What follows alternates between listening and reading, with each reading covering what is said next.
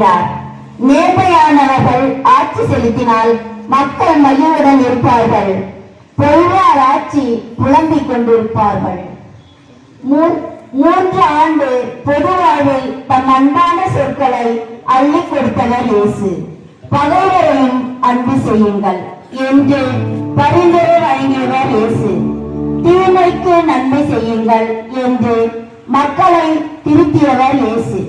பசித்தோருக்கு உணவளித்தவர், விழி இழந்தோருக்கு பார்வை தந்தவர், ஊமைகளை பேச வைத்தவர், முடவர்களை எழுந்து நடக்க செய்தவர், பிணிகளை நீக்கியவர், தீய ஆவிகளை விலக்கியவர், இறந்தோரையும் உயிர் பெற செய்தவர், பாவிகளை மன்னித்தவர். என் அரசு இம்மன்னரசை சார்ந்ததல்ல, விண்ணரசை சார்ந்தது என்று விளக்கம் அளித்தவர். எத்தனை இறப்பும் செய்த இவர் குற்றவாளியாக நிற்கின்றார். மரண தண்டனைக்குரிய குற்றவாளி, சிலுவையில் அறையப்பட வேண்டிய குற்றவாளி என்று முடிவு செய்கின்றார்கள். இப்படி ஒரு அநியாய தீர்ப்பை வழங்கப்படுகிறது. தங்கள் அரச பதவியை பறித்து விடுவானோ என்ற அச்சத்தால், அதிகார மேதையால் வந்த தீர்ப்பு இது. பிளாத்து மட்டுமா அநியாய தீர்ப்பு கொடுத்தான் என்று நாமும் இப்படி தீர்ப்பு தருவதில்லையா? நமக்கு பிடித்தவர்கள் மேல் நாம் வீண்பழி சுமத்திருக்கின்றோம். பல நேரங்களில் நாம் செய்வது சரி என்று நினைக்கின்றோம். மற்றவர்களின் தனிப்பட்ட வாழ்வை விமர்சனம் செய்திருக்கின்றோம். பிறரை தீர்ப்பிடுவதற்கு நமக்கு தகுதி உண்டா? இவரது தலைமையில் சரியில்லை, அவருக்கும் இவருக்கும் ஒரு தொடர்பு இருக்கின்றது. இந்த பணம் இவருக்கு எப்படி வந்தது, இந்த பதவி எப்படி வந்தது என்று அடிப்படை ஆதாரம் வந்தது இன்றி நாம் மற்றவர்களை தீர்ப்பிட்டு இருக்கின்றோம்.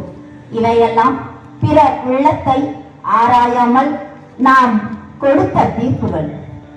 பிறர் செய்யும் செயல்களை மட்டும் வைத்து நாம் தீர்ப்பிடுகின்றோம். ஆனால் இறைவன் உள்ளங்களை அறிந்து தீர்ப்பிடுகின்றார். இறைவன் தீர்ப்புக்குள்ளாவீர்கள். இறைவன் கொடுக்கும் தீர்ப்பு இறுதியானது. பிறரை தீர்ப்பிடாதீர்கள், நீங்களும் தீர்ப்புக்குள்ளாவீர்கள் என்கிறார் இறைவன். நீங்கள் எந்த படியால் அளக்கின்றீர்களோ அதே படியால் உங்களுக்கும் அளக்கப்படும். தீர்ப்பிடுவது இறைவனின் வேலை. நமக்கு எந்த அதிகாரமும் இல்லை. இதுவரை நாம் பிறரை தவறாக தீர்ப்பிட்டு பழி சுமத்தி செயல்களை எண்ணி மனம் வருந்தி மன்னிப்பு கேட்போம். மௌனம். ஜெபம்.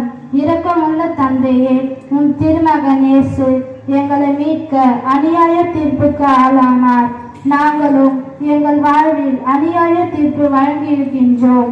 நாங்கள் பிறரின் மீது பழி சுமத்தாமல் இருக்கவும், எங்களின் மீது பழி சுமத்துபவர்களை மன்னித்து இரக்கம் காட்டவும் எங்களுக்கு அருள் தரும்படி வேண்டுகின்றோம். ஆமென். எங்கள் தயவாயிரம் சுவாமி, எங்கள் தயவாயிரம் சுவாமி. மனித விசுவாசிகளின் ஆன்மாக்கள் இறைவனுடைய இரக்கத்தினால் நித்திய சமாதானத்தில் பாடப்படவனே.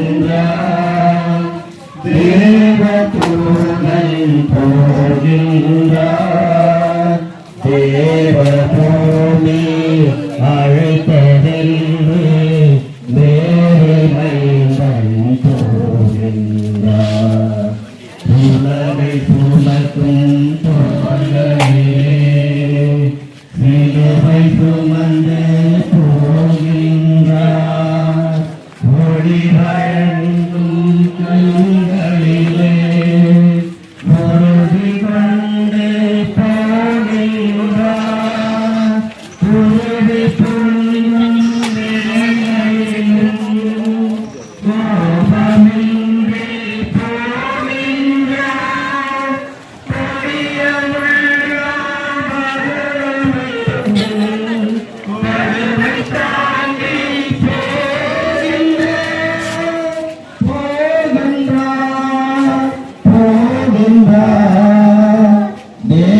தேவமைந்தன் போகின்றார் தேவதூதன் போகின்றார் ஜீவநாயகம் முடிந்தடைந்து தேவமைந்தன் போகின்றார் சாட்டையெடுத்தார் யூதரெல்லாம் அவன் கர்மம் விதைத்தான் பூமியெல்லாம் ஆணி அடித்தார் மேடியிலே அவர் அன்பை விதைத்தார் பூமியிலே பொருதி பொங்கும் வேளையிலும் கோபமின்றி போகின்றார் கொடியமுள்ள மகுடமிட்டும் கொடுமை தாங்கி போகின்றார்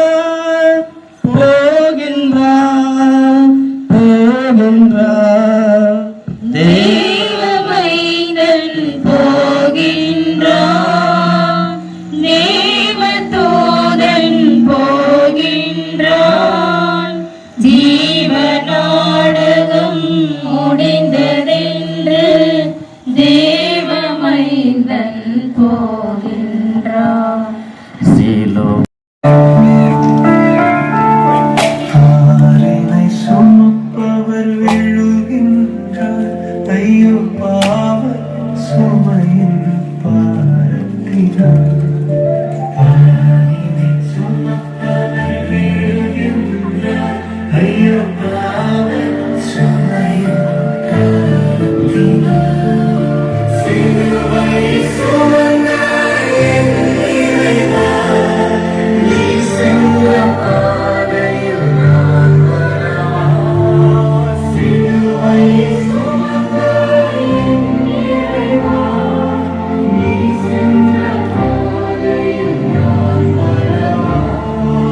செந்நீர் சிந்தி போகின்றான், நான் கண்ணீர் சிந்தி வருகின்றேன்.